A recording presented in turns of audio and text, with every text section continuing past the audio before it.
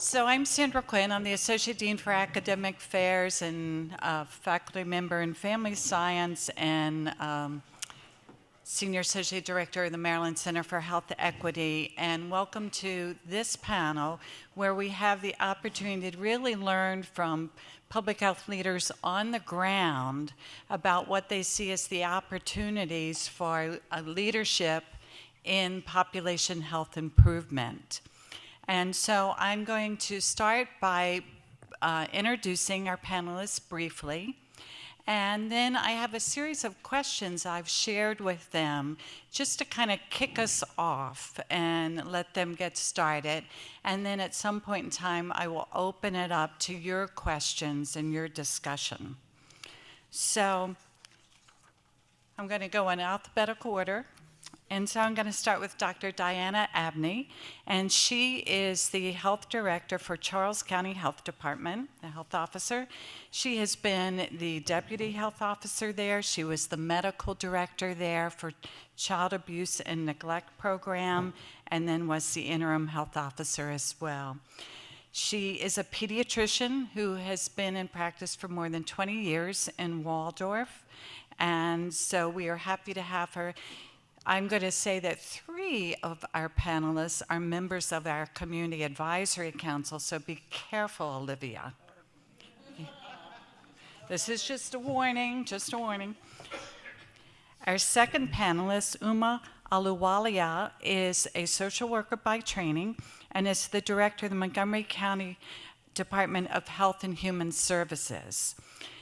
This department actually has almost 1,600 employees, and it covers behavioral health and crisis services, disability services and aging, child, youth, and family services, public health services, and special needs housing.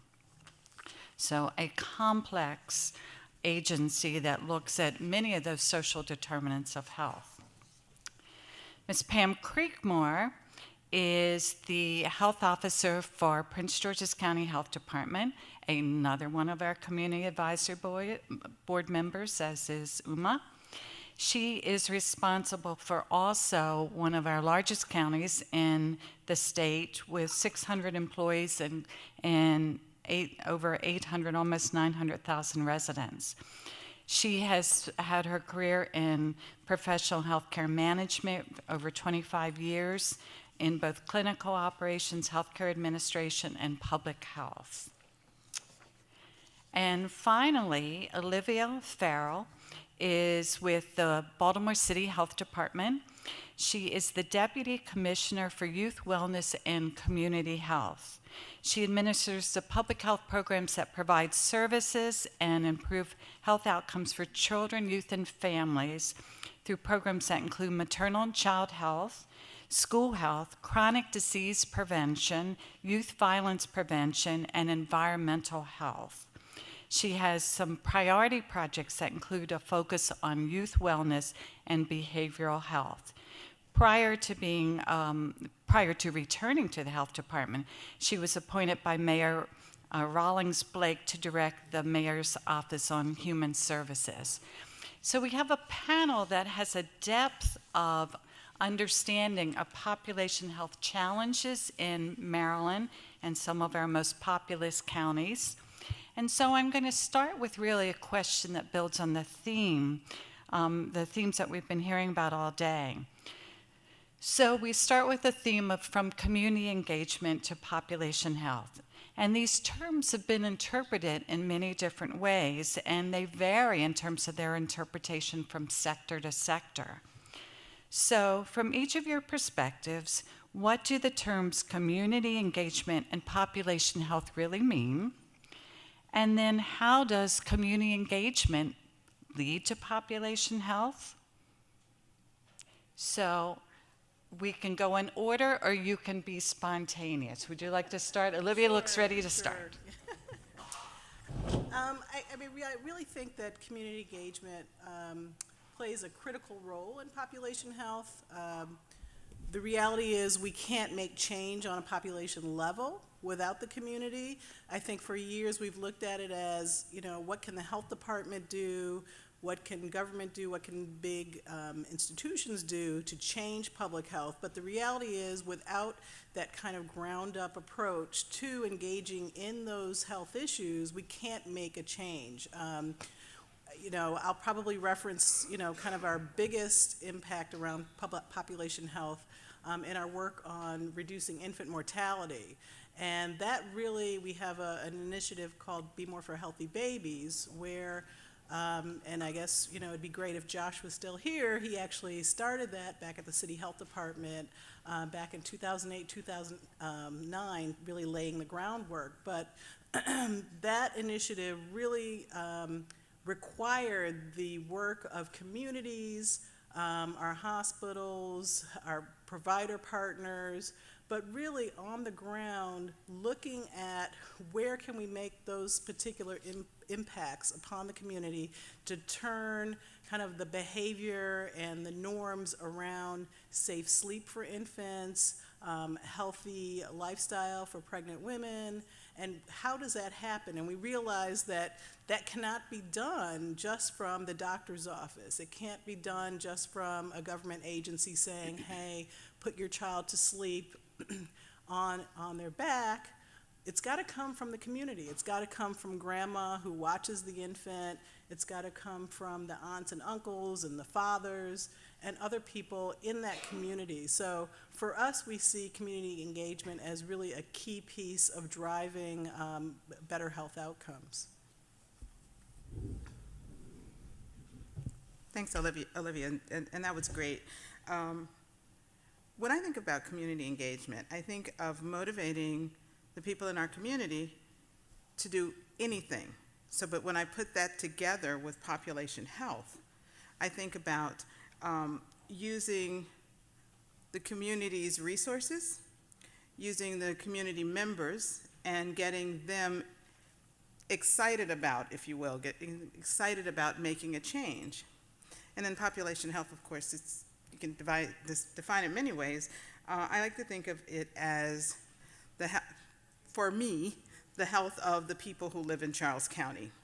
And I see my job as a health officer and my health department's job to find new and innovative ways to get our community excited and motivated to change their health. And I'm going to take one of my small ones, one of the ones that we do also, and talk about it. We also had a minority infant mortality reduction, so I'm going to skip on that one and pick another one of mine to talk about. Let's talk about behavioral health, because we're all interested in behavioral health right now.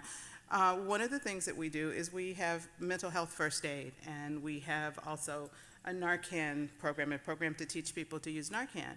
And we see this as a way to motivate people in the community, because we don't just offer these services to other clinicians or to people in our health department. We offer them to the community to motivate them so that they can go out and make some changes. And shameless plug, I'm going to tell you that community engagement and population health is why I wanted to be a health officer. As you said, I'm a pediatrician, and as a pediatrician, I and my colleagues made the difference in the lives of a population that was about 8,000 children and their parents. So let's say 12,000 people. But the opportunity to make a difference in the life and the health of 157,000 people, my epidemiologist is out there, she's going to tell me that I got the number wrong, 154,747 people and the visitors to Charles County, I saw that as just a wonderful way to give back to my community. And I'm hoping that with the folks in my staff and the wonderful programs we've done, that we've been able to make a difference in both engaging our community and in changing the health of Charles County. Thank you. Pam? Great, thanks, Diana. So we pretty much all do the same thing, and you can tell that we speak the same way, and so I'm not going to talk about the reductions in infant mortality in Prince George's County, because we're all focused on similar things, and the reductions are huge in Prince George's County. I still have to talk to my epi to make sure those numbers are right, because it's amazing. We didn't think we'd see that for 10 years. But the Narcan program, so I'm going to go a different spot because she defined it perfectly.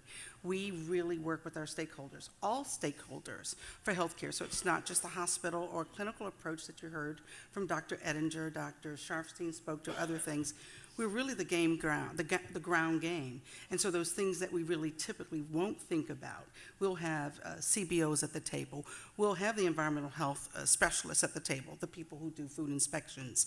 We'll have the environmental health people who are thinking about the air quality or the cement plant that's coming into an already challenged neighborhood at the table. And so the example I'm going to use, because Uma's going to bring up the real the way we do, is I'll talk about our local health improvement coalition. So for Prince George's County, we didn't have a collective body of people talking about community engagement. And so we had to create it from the ground up. There was no such thing in the county that involved education, the universities, our community health centers, our hospitals, some of the MedChi, health department, some of the nonprofits that worked in a variety of spaces, disabilities and all of that. So we created a local health improvement coalition. And in Prince George's County, it's called Prince George's Health Action Coalition. It's only about 3.5, maybe 4 years old, but what came out of that was a huge dialogue and a focus to engage our community. We call it community powered. So we broke it up into work groups.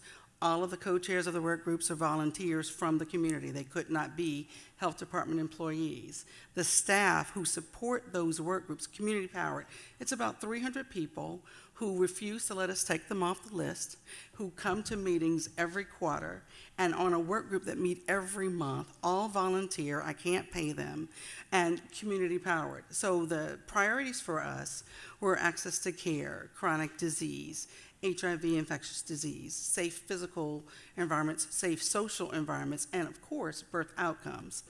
We couldn't have done any of the changes that we did with infant mortality, so to speak, without complete community engagement. Health department, small, we have a big responsibility, but we needed the hospitals. We needed every health person, every person who had a commitment to health in our community involved on that work group. So when we look at the outcomes for infant mortality, my whole team says it's the entire community. It took the entire village to get those outcomes. It will take that entire village to keep those outcomes going. And I'll stop here and let Uma talk. Great. So, there's a new, not so new, Stanford Innovation Review put out something called Collective Impact, right? Everybody, I think, has read about collective impact, knows about collective impact.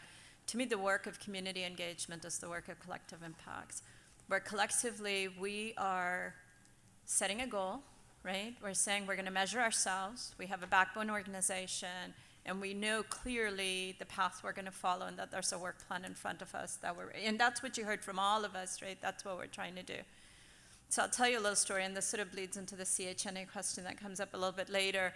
I had just started in Montgomery County, and it was a very competitive hospital environment. We have a certificate of need process, and our community was in a war between a couple of different hospitals about siting beds. And the county council turned to us and said, you tell us, right? Give us your recommendation. Well, we're not economists. I know nothing about hospital profitability. Good God, don't put me in that space. And we didn't have a health planning office either. In an earlier cycle of recession, we'd gotten rid of it. And what were we going to do? We really should be in a place, all of us should be in a place where we can articulate need. Not only can we articulate need, we can engage the community in coming together and saying, okay, this is the need, this is how we're going to fill the gap, this is how we're going to engage, and this is what that plan's going to be. And these are the outcomes we're looking for. So we actually went to our hospitals and we said, put money, put skin in the game. At that time there were 5, now there are 6. We said, all of you put money in the game. We'll put resources in kind, and we'll build what we called our backbone organization for that local health improvement process, which we call Healthy Montgomery in Montgomery County. And that has really taken off. And 6 years later, we're in our second planning cycle, right? And we took, one of the things I'll tell you, and we talk about the Medicare waiver, and you heard Dr. Sharfstein speak to the Medicare waiver. The HSCRC has put out, call for applications to different hospitals. All 6 of our hospitals joined together to make a single application, unheard of 9 years ago when I went to the county. That's what collective impact did for us. And they all went on the same set of goal issues that they felt were priority focus: chronic disease management, right? Reducing hospitalization, reducing emergency department visits.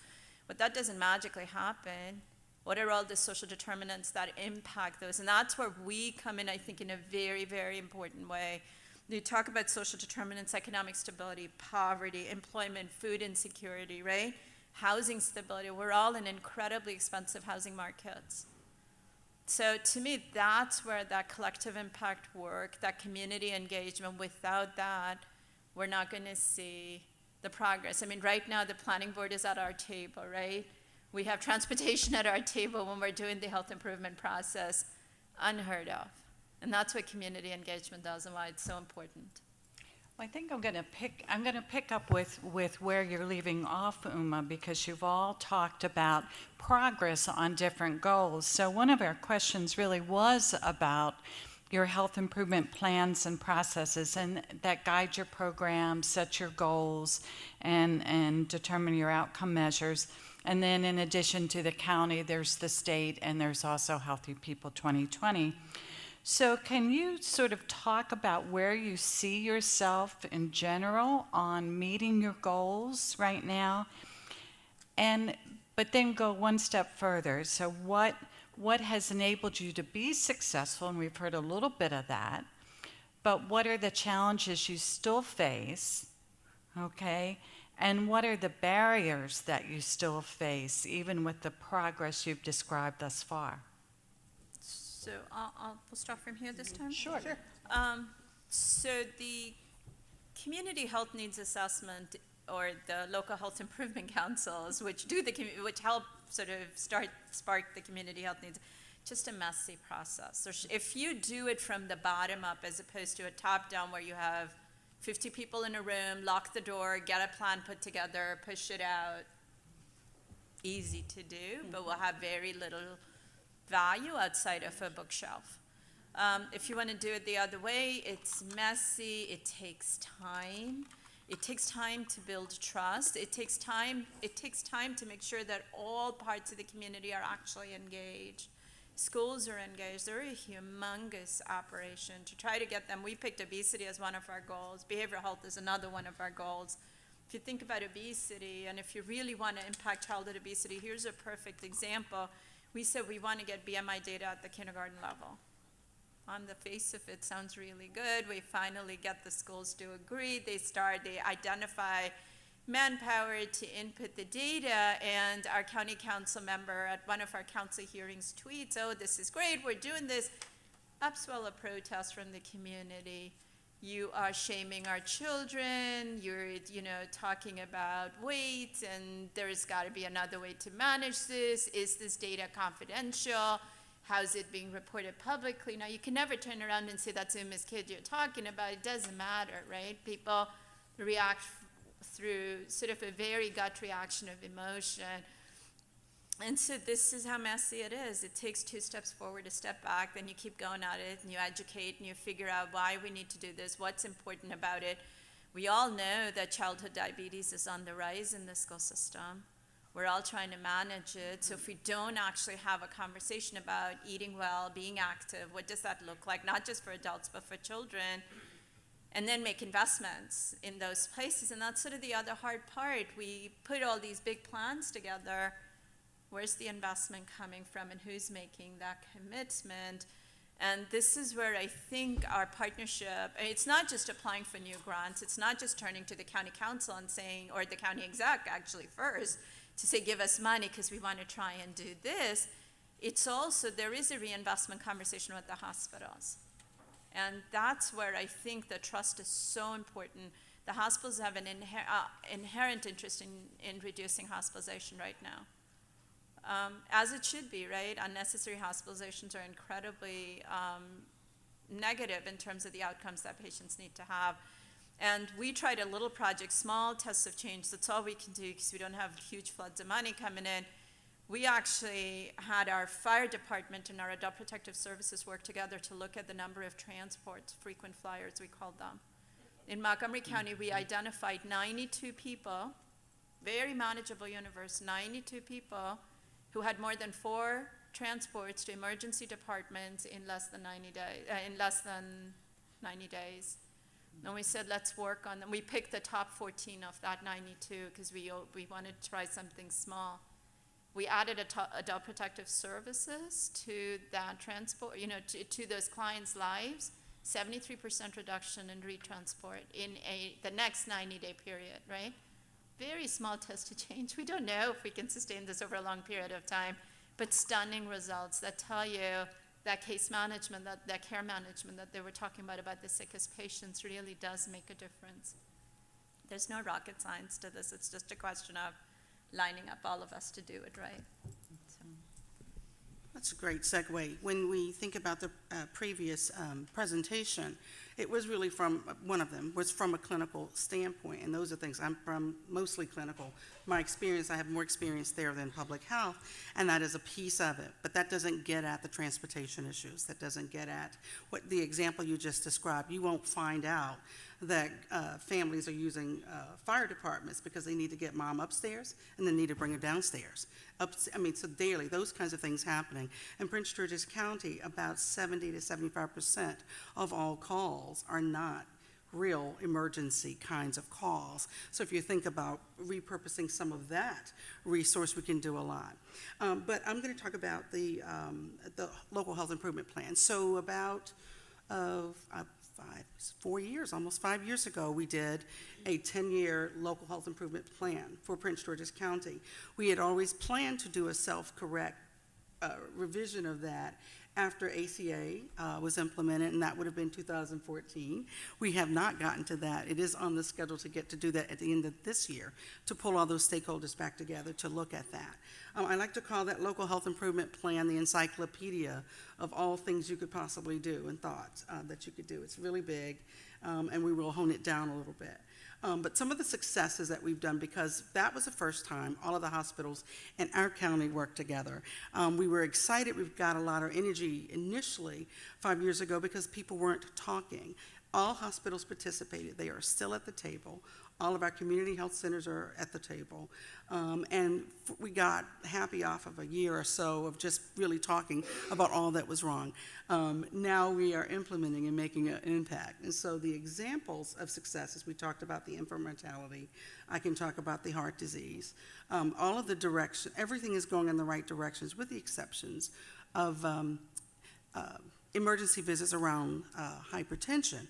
But some of our struggles are still with some of the disparities. So in Prince George's County in particular, we are more diverse than most people realize. And we do have a large, almost as large as anywhere else, immigrant population that are still underserved. And so we see that as a challenge. So ACA helped us. We went from about 16 to 18% uninsured rate to about 7 or 9%. But we still have a large population of people who make those ER visits and hospitalizations who aren't eligible for insurance. I like to say I'm not going to run for office, so I can always put a plug in to say we didn't go far enough as a nation, and there's still more work to do. But what I will say, the challenges for us still is around making whatever we do culturally appropriate and reaching people where they need to be reached. I think we're still more inwardly focused than I would care for us to be. We are a very outward focused health department today, more than we were 5 years ago, but there's still more to do in our community. So some of the things I can't go by without talking about the successes in our health enterprise zone. So you heard a little bit about this, just a little bit around the pilot. And just as Uma talked about, just a slice of change. We like to call it a pilot, underfunded and all, but we're seeing such outstanding outcomes, mainly because we were bold enough to do those rapid improvement models and change what we thought a theory was going to be great, and then it didn't work. Community advisors said, that's stupid, that's not going to work. Go in this direction. We partnered with the university, one of the people here, Linda Alduri heads up our health literacy campaign. Our residents told us, that's nice and good, but it's not working. You're not speaking our language. At every turn, we had to adjust and move with that community engagement. But what we saw were the hospital ER visits decreased. Small, simple tests of change. Our community health workers build trust. They started talking with the residents. So I created a transportation fund. So you say, well, you got WMATA, you've got the bus, you've got all kinds of resources for people. It still didn't meet the need. In our health enterprise zone, the way the roads and the bus routes went made absolutely no sense. People still had major transportation issues. So we came up with about $15,000 for the year for a voucher system for whatever that community health worker needed to make that connection. Is it to the grocery store? Is it to the doctors? Is it somewhere else? That fund was they didn't have to get permission. They could use that voucher. That community health worker at that low level made the decision who got that voucher, who didn't, based on need of getting a goal. And so some of those things are really making a difference. Our hospitals, our partner hospitals with us, which is Prince George's Hospital and Doctors Community Hospital, they are agreeing with us with their numbers from CRISP that there is a decrease. We are still guessing it is not a research project yet. It will be once we get all the data. I think about David Mann. We'll see at the end when we can look back at the data. But there are significant decreases. There is return on investment, and we have to think that it's all that we've thrown in that little pilot, and that little zip code that's making a difference. So I'll stop there. Okay. I think part of what you asked us was not only our successes, which my colleagues have talked about, you also asked about barriers. And challenges. Challenges. So I'm going to flip it just a little bit. First off, let me tell you that our Community Health Improvement Coalition is one of the oldest in the state, and it's the Partnership for a Healthier Charles County and has been around quite some time. My staff is trying to tell me the numbers, but I can't remember right now. But we've been on a long time. So, and we're like the definition, as far as I'm concerned, in our county for community engagement. And just like my colleague said, we have the school system, we have the county government, we have the United Way, we have some private clinicians, we have our people from Baton, our federally qualified clinic. So we have a large group of our population, a large number of partners. And you were talking about top down or down up as far as looking at your needs assessment. One of the advantages, one of the wonderful things about being a smaller county is because there are so few of us, we actually all know each other, we all sit on each other's committees, et cetera, et cetera. So when we've done our needs assessment and our epidemiologist partners with our one hospital, University of Maryland Charles Regional Medical Center, and together we do that. And we do focus groups, and we, like all over the county in different places. So we really do get community input from the man on the street, or the woman on the street, if you will. And we go down to 18 because pretty much we don't have to get permission from parents to talk to people 18 and over. So we actually feel that we do a really good job of seeing what the needs are in our community, not just from how we see it, but actually how our community sees it. And that has led itself to us having wonderful outreach events, having partnerships. And I said I wasn't going to talk about minority infant mortality, but with our program called Our Babies Matter, several groups that had not been our traditional partners, including some retail stores, joined with us, our mall. And so we had a small infant mortality number, but it was an increase for us. And 1 year, of course, doesn't tell us anything, even though there was a decrease. But we can't say statistically that was because of what we did. But what we see is mothers being healthy, mothers, aunts, grandmothers getting involved in making a choice of how we're going to take care of a pregnancy. We've seen a really big increase in the fathers because we've had fathers groups. In fact, with one of the University of Maryland School of Public Health alums, my deputy, Dr. Bridgers, who spoke to a group of fathers. So those are the kinds of successes we have. But our challenges as a smaller area is we also have fewer people. The same people are having to be called on over and over. Even though you guys said you did not have enough money, I would be happy to have your crumbs. But we make do with what we have, and we work really hard, which I think is what public health is. And one of the things, and this is just a tad off topic, but I'm going to talk about something that's coming up. I don't have results for it because we just got a new grant.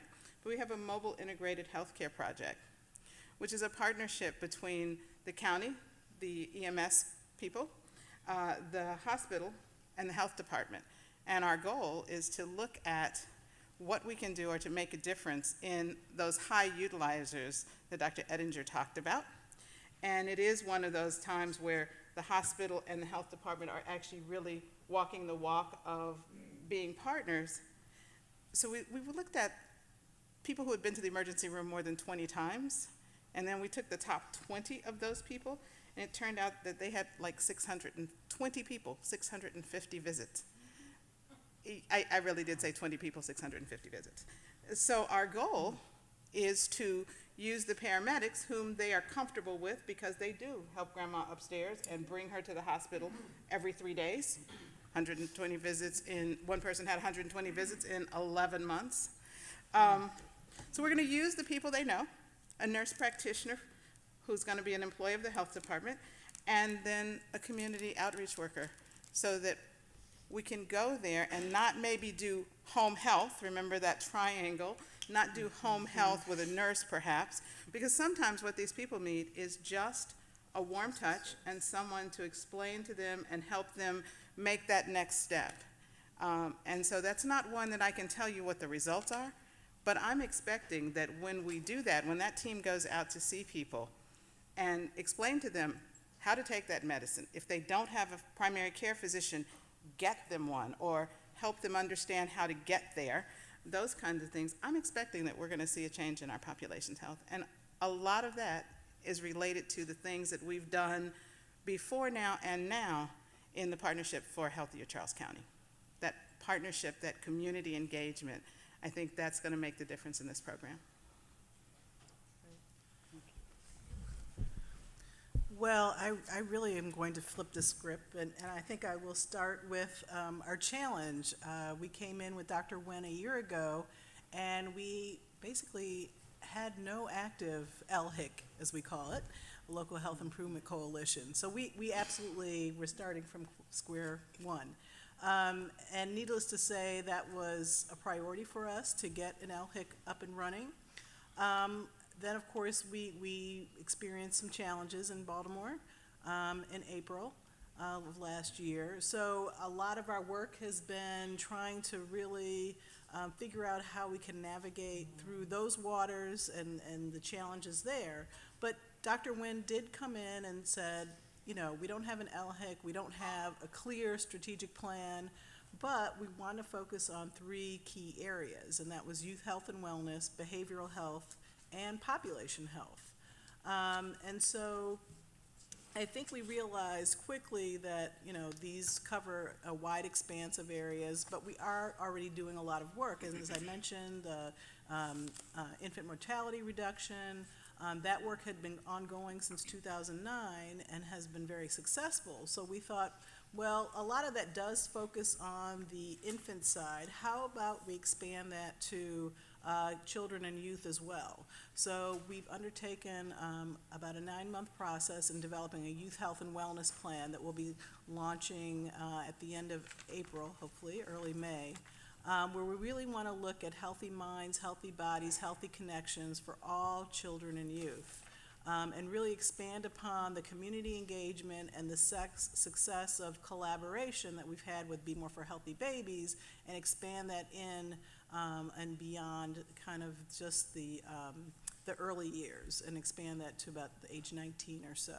So that is that's a project that's underway right now. We've been able to hire someone who will be solely focused on that work, and we really know that that can make a huge impact around population health, especially for the very vulnerable population, and that is our youth. They're really struggling in Baltimore. You know, after the unrest, we took another look at our behavioral health work in the city. And we realized that trauma-informed care was something that was very important for the folks in the community. And so we took the initiative to really decide to train all of our city employees. Now, granted, we have about 12,000 in the city of Baltimore, but we said, you know, we are making contact with the public, with youth, with communities every day through our work, whether you're a 911 operator, whether you're a public works person, you're in the community, are you working in social services and working with families? And so we took on a really targeted initiative. And so through the summer, last summer, we trained 1,000 workers from the city government and provider partners in trauma-informed care, a full-day training. We've gone on to a phase 2 where we're actually training folks to be trained in a train-the-trainer model, so we can kind of, you know, really spread this even deeper. And we're going to continue to work on what can you do, what are those practices in your agency that can make a difference in how you react to the citizens in the city. And so we feel that that, on a population level, is really important work for us. The people in the city are very traumatized, not only from the unrest, but because of poverty and racism and all of the other factors that exist. And so we've really dedicated ourselves to trying to make that really a key piece of our behavioral health work. And in regard to population health, and I'm sorry again Josh isn't here, but he, along with the health department, we're working on a falls prevention initiative, and taking another look at our senior population, and trying to really look at the data around falls, because we know seniors, as soon as they fall in their home, that's really the beginning of really the deterioration of their health, expenses to for hospitalization, all of that, and just the quality of life. So that is going to be a big project we're working on in the coming year or so. To really identify what are the causes of falls. Is it, some combination of prescriptions? Is it that they don't have the proper handholds in their home? So we've gotten an initial grant from Robert Wood Johnson to really begin to identify what are those areas. And so we think that will make a huge impact population-wise, especially for our senior citizens. But, I think challenges overall for a lot of the work we're doing, it's not only just the funding, but I think it's the sustainability of the funding. And, we've got great philanthropic organizations in the city of Baltimore who want to help us with new projects, innovative work. But then, after a year or two, they say, okay, city government, you should pay for this. So, Medicaid is an area we really want to figure out how those dollars can expand. In California, they're looking at Medicaid dollars to pay for housing. So we really have to be aggressive, I think, here in Maryland to figure out how those dollars can really be impactful, because, paying for housing or other case management work really in the end is supporting population health. I tell you, this is a great panel because they just queue up the next question. So Olivia's point about Medicaid expansion really leads me to the question about we're now 6 years out from the passing of the Patient Protection and Affordable Care Act. And so one of the questions I would ask from your perspectives and your jurisdictions is, what have you seen in terms of the impact on your patient, your populations, on your programs? And maybe if you could talk some about what have been the unintended consequences, both good ones and perhaps not good ones, and the challenges and benefits of the ACA as you run your health department programs and human services, because UMA has both of those hats. Yeah, I think definitely for our Be More for Healthy Babies project, because we did expand Medicaid, more people are covered. Obviously, that means they qualify for our services, home visiting services, and other services that are really key to driving down our infant mortality. But I do think, you know, I think what we've seen, we also run public health clinics. So we have clinics for reproductive health, STI, dental, tuberculosis clinics. So the city health department does still run 2 clinics. And I think our client population continues to remain the same, honestly. I think a key piece that might be missing around Medicaid expansion and the ACA expansion overall, I think we have a population of people who really don't understand how to use health insurance generally. And so I think people are still responding to the, you know, going to the emergency department. And I think we would like to see a little more in-depth work on how we get people, you know, you have the insurance now, let's figure out how we can help them actually access it, use it properly, and you know, gain a better benefit. But I'll let you. Okay. So yeah, people have a card. People have a card, but as you said, they don't understand what to do with that card, because sometimes I never even thought I'd be able to have a primary care clinician. I never thought I'd have a medical home. I don't even know how to access that. So we have seen some of our case managers in different programs, like our nursing and community health program, our behavioral health program, having to explain to people or sort of walk them through, now you have this card. It doesn't just get you into the emergency room. We can now find you someone to help you manage your care, help you manage your chronic and episodic illnesses.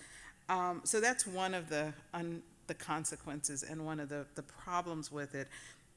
Problem is a little too stern, but you understand what I'm saying.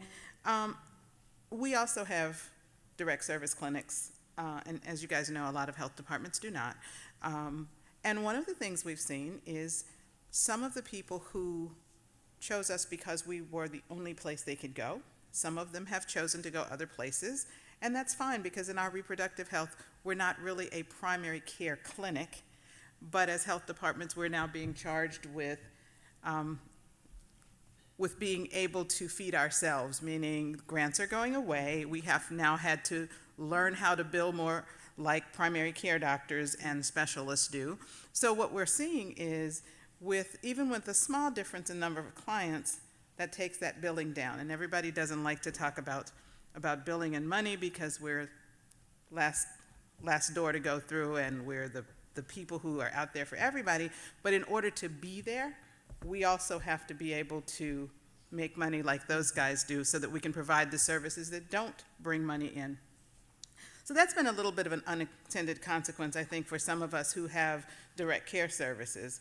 One of the other ones was, even the people who chose to continue to come to our clinics were then told by their insurers, I'm not running for office ever either, were then told by their insurers that you now need a referral to go to the person who's been taking care of you and your children and your grandparents and your parents all of their lives. So that was a challenge that I think not just Charles County Health Department is facing, but some of the others are facing. But I don't want to sound like all doom and gloom, so let me give you a good example. I like examples. That's what pediatricians do, right? We sort of teach also. So let me give you a good example of what it's done for us, mixing it in with what some grant money has done for us. One of the things we did is look at heart disease mortality prevention. We have a dental program, as some health departments do. So we hired a community health worker who actually was there to connect people who had, most of you go to your dentist and you get your blood pressure taken at your dentist, right? So to connect those people whom we find have elevated blood pressures to people or whatever services they need. So what we found is that we've had 1,200 people's blood pressure screened in our dental clinic, and we've given out information between our dental clinic or other places at community events to over 4,000 people.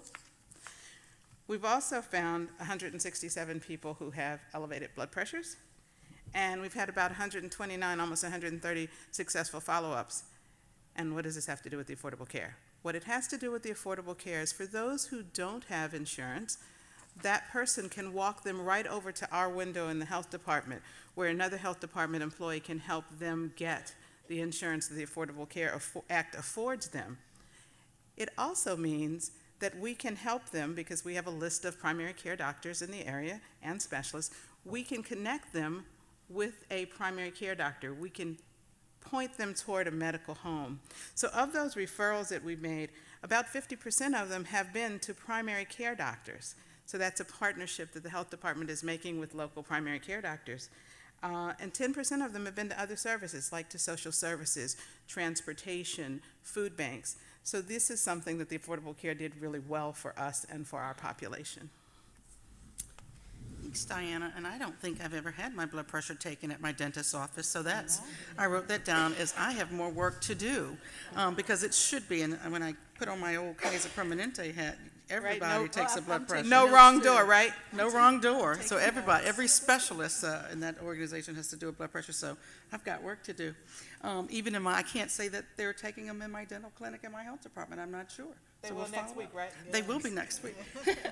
We got to train everybody, so it might take 2 weeks. Nothing's worse than a wrong, poor, inappropriately taken blood pressure. So with ACA, I'll go back and say, so we've got large numbers in Prince George's County covered, and we are excited about that. We are thankful for the connector entity, the partnership with Montgomery and Prince George's, because we really knew all along, coming on board 5 years ago, I knew that there was a large percentage of people who were eligible for health insurance who were not signing up for a variety of reasons, and it was proven. Most of our gains have been in the Medicaid population, people who were already eligible for years, who just never signed up. We have a greater need for care coordination. That's one of the other impacts for this. I am Pam Care Coordination Creekmur. I'm a nurse by training. I've done case management. I worked at Kaiser. I was a visiting nurse. Care coordination, it is important, it matters, and we really won't get the outcomes we're looking for unless we do that. Even if you're intelligent and have excellent health insurance, it takes someone to help coordinate that care so that we're getting the outcomes we're looking for. The other thing is outcomes. That's really all I care about. So I'm never satisfied. That's the problem. So loss of grants for us with regards, it's a happy problem if you look at it. We've always been required to do fee-for-service sliding scale, those kinds of things within the health department. Some of us did those things and we're in compliance, and some of us didn't do those things and we're out of compliance. I like to be compliant. And so we should have always been checking eligibility and collecting a sliding scale. Now more of our residents are insured. It's a little easier, but we created a culture where you could come to the health department and get it for free. I have staff who've been there 20, 30 years like, well, it's free, it's free. I'm like, you're here, salary and fringe, nothing's free. And if we aren't compliant, collecting, even if it's the $5 or the $10, I have to lay people off. So it really is, and I'm a business head, I have more experience than that. You've got to pay for people to do it. And so for us, with the loss of grants, we had to become more efficient, more focused on being compliant, but also connecting people to primary care. So we've got a great outreach clinic here. We've got our STD clinic, and we see a lot of insured people. They came to us because it was a $10 donation. So now that people are insured and we are compliant, checking their eligibility, if they're eligible, they've got coverage, we're going to bill your insurance, or it's going to cost you this, our rates of our visits are going down, and our STD clinic, not because people aren't getting care, they're getting treatment, but now they're going, well, I might as well go to my primary care physician if you're going to charge me X, Y, Z. So it's an unintended consequence, but it's a good consequence because I want you to go to your primary care physician. I don't mind being the STD clinic, and we're going to take care of that, but I want you to go, see that primary care, get that little problem taken care of, and let them check everything else out. So that's an unintended consequence of that. The other thing that I have here also is that we as health departments have to redefine ourselves. So we talk about community engagement, we talk about population health. Probably all of us are in some direct care. Primarily me with Prince George's County is because the infrastructure was so lacking in Prince George's County. We had 5 hospitals, we had 1 FQHC, they were primarily South County, and they were struggling trying to meet the demands of almost 1 million residents. We now have 3 FQHCs, or community health centers, in Prince George's County. We expect 2 more to come in within this calendar year alone, one of them with the help of our Health Enterprise Zone. The other is one that we were praying for, La Clinica, who is an amazing resource in the District of Columbia. They'll be opening up in Prince George's County, across from Prince George's County Plaza, but that's gone from 1 to 5 in 5 years, so it's a great thing.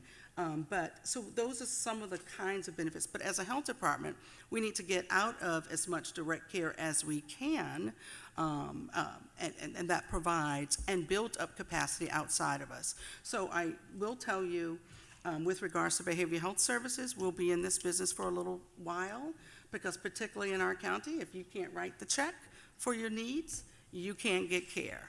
And so we've got a big countywide initiative to work with our providers in the community and us to come to that big conversation about what do we really need? What is that highway that we need to build in Prince George's County for behavioral health services, and integrate that with primary care services? So there's a lot of work to be done, but there were some great consequences of ACA. I wish we had gone further. I think I'll say that one more time before I go. But it's exciting times in healthcare. The last thing I'll say about this is this year, our focus was get covered, get seen, and get healthy, and get seen with the ACA outreach plan that we're doing in Prince George's County. And we're learning some lessons around that with community health workers who are helping with that issue. So you have the card, you don't know how to use it. A lot of people have chosen a plan. They didn't understand what would go in the choices, and are having problems with some of those co-pays and understanding that. And so our navigators and our community health workers have been educated to help with that dialogue and explain those things to people. The getting seen part is pretty hard. And so we hope to continue that in this next year of enrollment all year round, making sure that people make that connection. I like to call it a love connection with the primary care provider. So I'll stop there. So not a lot more to add.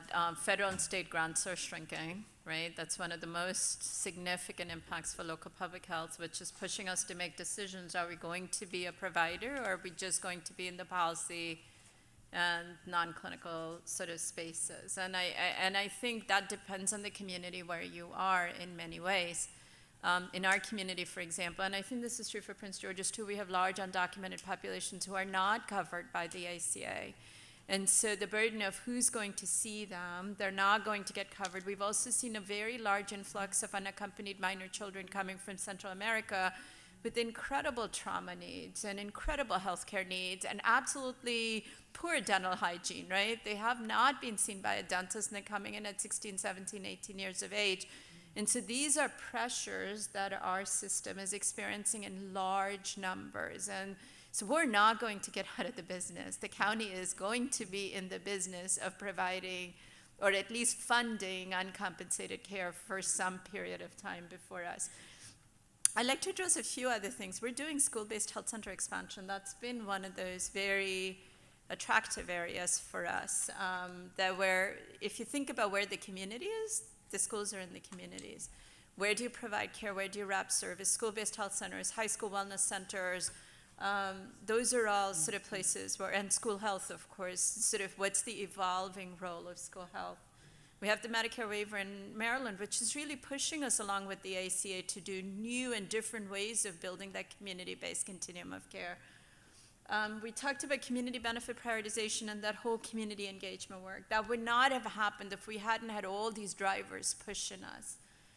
Talk about parity, which really is something, not just parity between somatic care and behavioral health, because there's a law now and everybody's paying attention, but think about parity between the behavioral health package in Medicaid and the behavioral health package in private health insurance.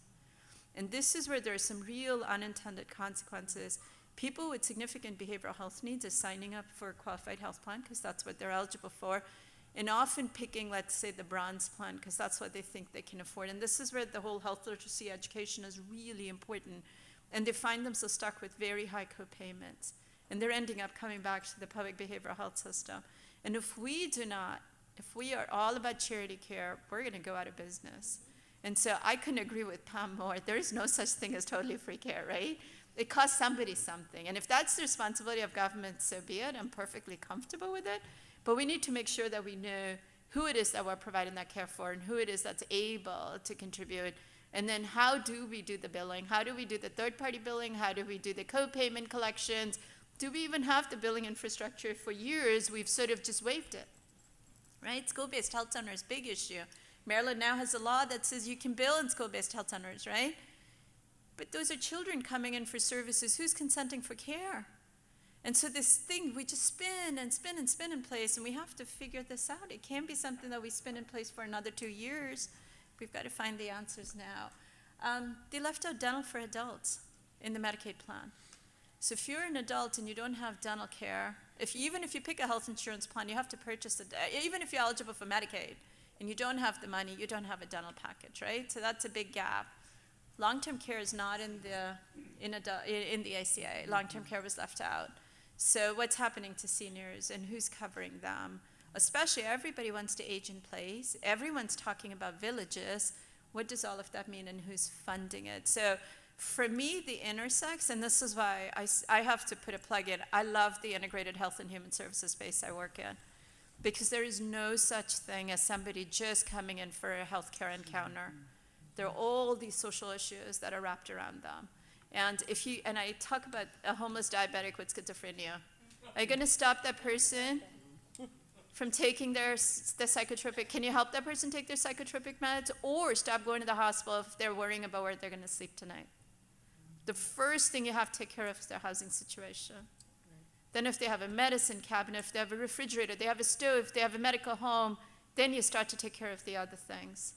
And what do we start? We continue to treat the diabetes, so we continue to try to treat the voices that they're hearing, and think that the housing will just, there's no resource, let's forget it. They'll go sleep in the shelter. It's not gonna happen. So that's sort of my biggest pitch, is you cannot address healthcare outcomes without looking at the social determinants that impact them. And we may be the healthiest run county in Maryland along with Howard or whatever that might be, but if you look at the disparities underneath that, we have so much work to do in Montgomery County.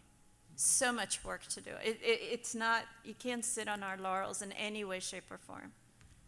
We really have a lot of work to do, and a lot of it's driven by this issue of disparities, inequities inherent in our communities. So that's my 2 cents. Well, what I'd like to do is thank you. I mean, I've heard you all talk about not just the question I asked, but identify new issues, new populations, kind of new problems. So I want to, I have a few questions in my little cheat sheet here, but let me throw it open and ask whether you have questions for these local leaders in public health and give you an opportunity. Yes, Jay?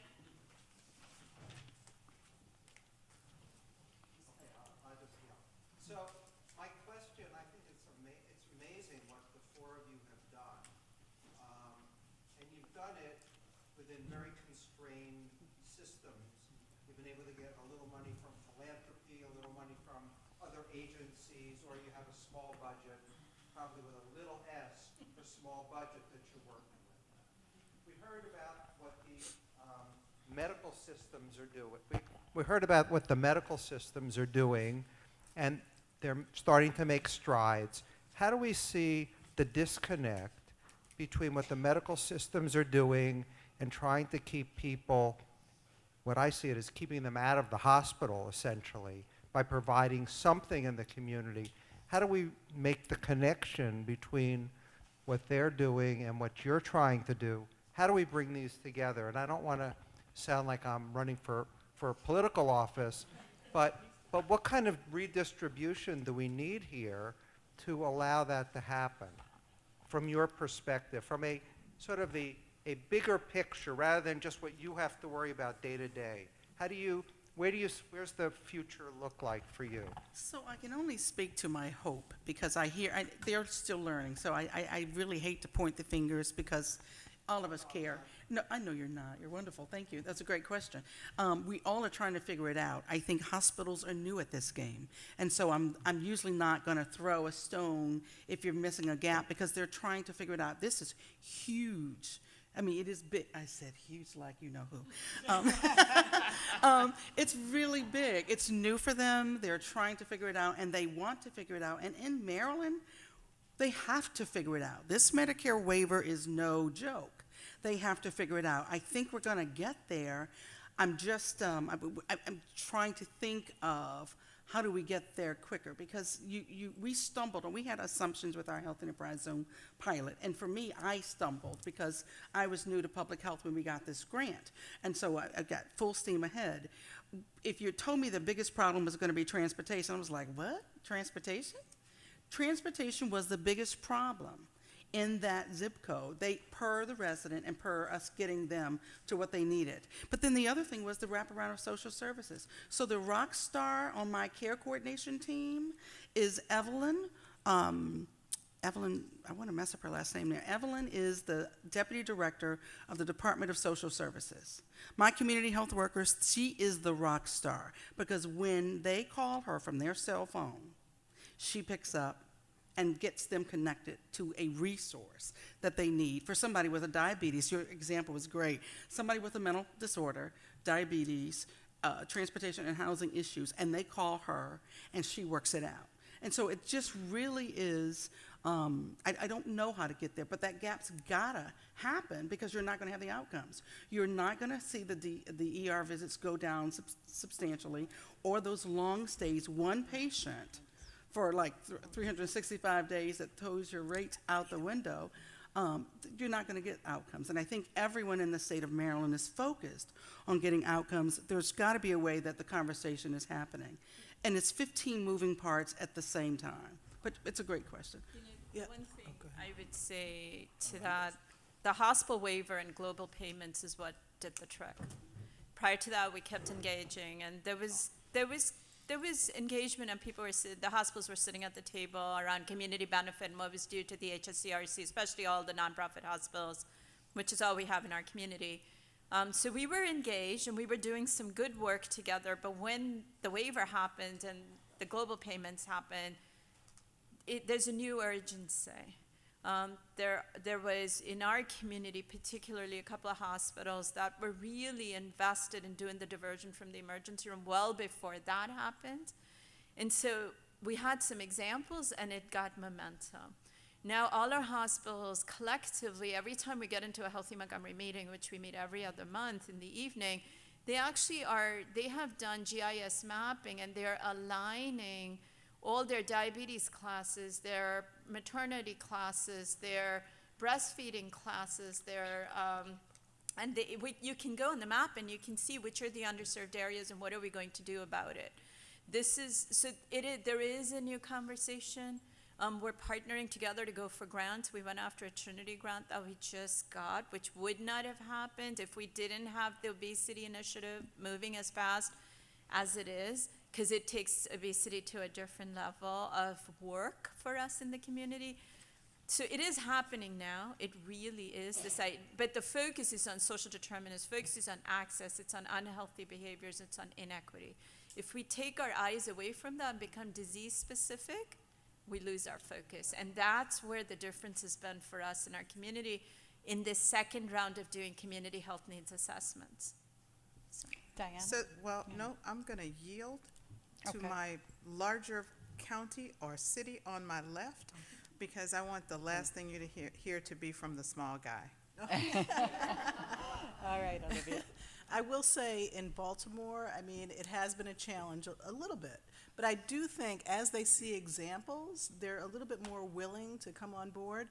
Just to give you two quick examples, we're working with our hospitals now on a violence prevention strategy. We have several of the hospitals who have been doing, Shock Trauma's got a great program, Sinai, but they're all working in their own little silos. So the health department is bringing them all together to say, hey, how can we have a coordinated a prevention program that is tied into one of our prevention strategies. It's called Safe Streets. It's a cure violence, youth violence prevention strategy. And how can we tie that into the health department's work, but help you, the hospital, kind of prevent these folks from coming back time and time again, shot, stabbed, or what have you, and really focusing on those impacts that, those pieces in the community, whether it's, their gang involvement or other issues. So I think it's slowly coming together, as Uma said, but it's been a bit of a challenge. Now, we are also working with our legislators to kind of, and I don't want to say strong arm, but To help them get there. to help them Advocate. understand the need. We're working to develop a sobering center in the city of Baltimore. This would be a great benefit to hospitals, but you'd be surprised. They're not willing to, just step forward and hand us their dollars. So we have a legislator at the state level who is really advocating for this. This is something he has supported. He's found us capital dollars. He's now working to find us operating dollars, and he's looking to the hospitals because they are the ones who will seek and will receive great benefit from this type of initiative. They see that benefit back in a way that allows you to actually be involved in the solution. Right, I mean, I think that's the piece. If they can help us operate, we can help them reduce their ED visits. Their EDs are crowded. In Baltimore City, some nights they're full. And so I think we can show them that this is a significant benefit to them. We probably need to look at the MCOs as well. But we definitely think that legislative help on this particular project has been very helpful, and I think advocacy, even though there's not legislation involved, I think there's still that kind of that hammer that exists from your legislative folks. Okay, Diana? Okay, so how do you make it happen is what I think you said. How do you make it happen that they partner with us and we all get benefit? And under that is how does their community benefit or their mating their waiver help us out so we can continue to do what we do? So first thing I told you that we do a lot together in Charles County, and we always have had to because we have less resources and because we have fewer people, so it's the same people. So one thing is the partnerships, the fact that we've been working with each other since before University of Maryland Charles Regional was Civista, and before that when it was Physicians Memorial. But I'm going to give you two distinct examples. So there was a patient in our local hospital who was going to be in there for a few days. He had a wife at home who needed some help managing her own illness. The hospital thought to call the health department. The health department thought to call social services. We thought to call aging.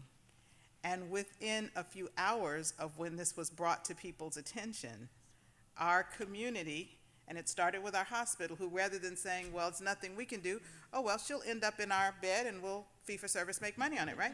Instead of taking that kind of tact, and I will tell you, they would have taken this tact even before the new waiver, because that's just how we've always been. Instead of that, within hours, we had a solution that involved a large part of the community: aging, health department, DSS, hospital, and a few people who are not in any of those agencies came together and fixed this situation for this family so that this patient in the hospital wasn't worried about their loved one at home who would have been a patient in the hospital. And a little while earlier, I mentioned the mobile integrated healthcare project, right, with the nurse practitioner, the paramedic, and the outreach worker. Well, one of the things is that our hospital and our county saw the benefit that it was going to be for everybody. So when I walked up to them, my staff, walked up to them and said, in order for us to get this grant so we can make a difference in your outcomes hospital, in the money you spend county with using ambulance service all the time for inappropriate uses, but uses that people didn't know they could do some other way, when I said, it's gonna cost us all money to do this, each of them put up a decent amount of money with a 3-year commitment. And in fact, for each one of them, the hospital and the county, it wasn't even a difficult ask because they understood that if we did this together, we'd make a difference in the lives of our patients, we'd make a difference in some people's bottom lines, we'd be able to use the right, give the right person the right care in the right place and at the right price, because it's a lot better to have my community health worker explain somebody how to do their medicine or what to do than to have them go back to have an emergency doctor at the tune of what, like $1,000 to walk in the door, explain to them that you need to take your medicine this way, put it in little boxes, and then go see your community doctor tomorrow. So ours figured it out, and as I said earlier, I am very optimistic that this is really going to make a difference in our population's health, but it's also going to help the hospital with their waiver program. So, Sometimes it's good for the little person to go last. okay, you get the last question.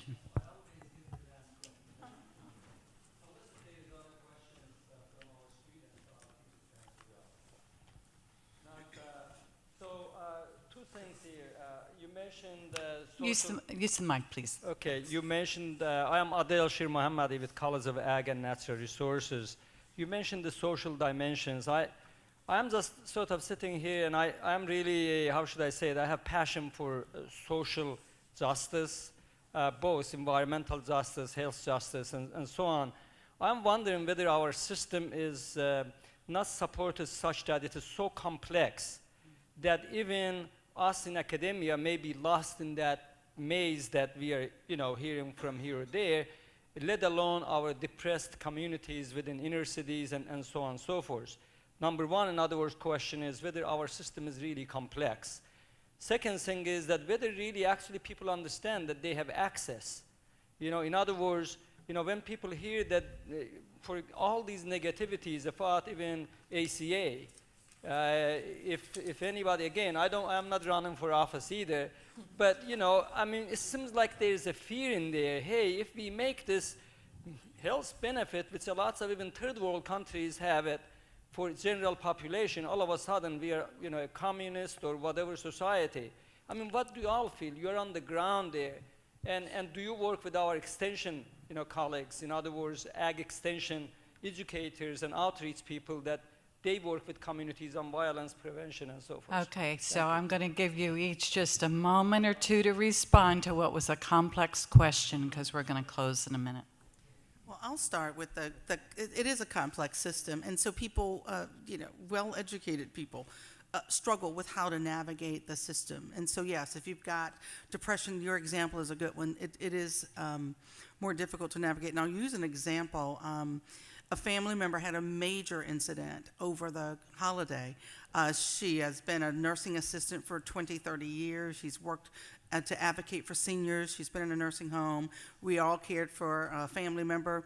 But when this health incident happened to her, it was a different story. But I was amazed, and I saw health literacy on a whole different level. So I talk about it from an intellectual standpoint. I understand it now a little bit from the ground level with Health Enterprise Zone. But when this happened to my family member over the holiday, I saw it at a real, to my soul level, that we really are missing the boat with health literacy, because it is really a deeper issue than understanding the terminology, understanding what do I need to do for me to take care of myself. And that, I don't know that I would have this understanding now that we're not doing enough with that. If it hadn't gone through this with a family member, because if you had told me she would not have advocated for herself in that hospital, that she would not have done the basic things to keep herself healthy, she knew it. She advocated for seniors that she took care of. But this health literacy issue gets deeper because it's about me. Am I really going to advocate for me? And so it is difficult. Educated, advocated for everybody else, but when it came down, I was there as an advocate for that person, and I'm still trying to figure it out and make sense of it. So I'm still making sense of it, but I came back to my health department saying, guys, we're missing the boat, because it is even deeper than this. We ask questions, well, shouldn't you? Why didn't you? Didn't they understand? No, they don't understand, and that's not your IQ, that's not anything when it comes to you. And so I think health literacy is my new research area, because I felt it on a very personal level from someone who should have known the things to do. That's my piece of it. These guys will take up the rest of it. Okay, you each get 1 minute. 1 minute. So I'll tell you, when I was hired, my boss asked me, right, what's the value of an integrated health and human services department? Have we created a more humongous bureaucracy, or are we truly working towards a no wrong door? And I took it to heart. I kind of jokingly say he's never asked me that question again in 9.5 years, but I've been working on it within our department for 9.5 years. And what does that actually mean, right? How many times does a client have to retell their story? What's the trauma involved in having to tell again and again, I'm divorced, my husband beat me, I don't have housing, I'm without employment, my children are hungry every day. There's a certain trauma that comes with that. It's incumbent upon us to figure that out. It's not up to the client to figure that out. They don't need that big Rolodex with nurses and social workers and therapists and case managers. It's up to us to figure the coordination. So for the last several years, we've been working on the practice of integration, not just the structure of integration. So what does that practice look like at the front end? What does that look like at the back end of the 20% of the clients who are using 80% of our resources? And what does it look like in the middle, where you don't want the clients to penetrate deeper into the system? Ultimately, that's the goal. Fewer and fewer people are becoming part of the 20%, and more a part of the 80% continues to grow. And how it's a prevention-oriented agenda, but you're coming at it from the deep end and moving yourself upstream. It's like the belly of the python, right? That's the problem, because the deer is still sitting in the python even as you're trying to change the front end. And really, there is no new money, and you can't reinvest the money because the deep end is still consuming all of it. So it's a very tricky issue. And I think it will take time, but we've got to persevere with the same goal year after year after year and work at it. So that's my answer. 1 minute. Did I Okay. do one? Did I take So I'm going to try to go for 30 seconds. Do it. It's going to be my goal. So it's almost like you were a plant, because, not a plant, but a plant. Because with what they said, with what we've all been talking about, the bottom line is we've got to get communities involved, not just in name, but actually working together and doing things. And sometimes it means starting in our own house, so that in our own departments, we don't have people retelling stories. We teach our staff to lead by example, so that when the client tells you something once or tells you they need it, you can help make the next person who can help them understand it. And if we do it in our own health departments, then we can help our partners do it in our entire community, so we'll have community engagement, which is going to make a difference in population health. I don't know how many seconds, but it was less than 6. And I'll just double down on everything everyone has said, and I think as we move forward, especially in Baltimore, we're looking at bringing the public health resources, whatever they may be, to the community and not having them come to us. And so that's our next goal, whether it be telemedicine for telehealth and telepsychiatry in a school, our virtual supermarket, which means we have places where people can get healthy foods in the community where they live, if they're in a food desert, whatever that might be, bringing it to the community and not expecting them to come to us. So first I want to say, for all the times that people said, I'm not running for office, my reminder is one of the core functions of public health is policy development, and many of us perhaps should be running for office. So please join me in thanking the panel for sharing their experiences and leadership.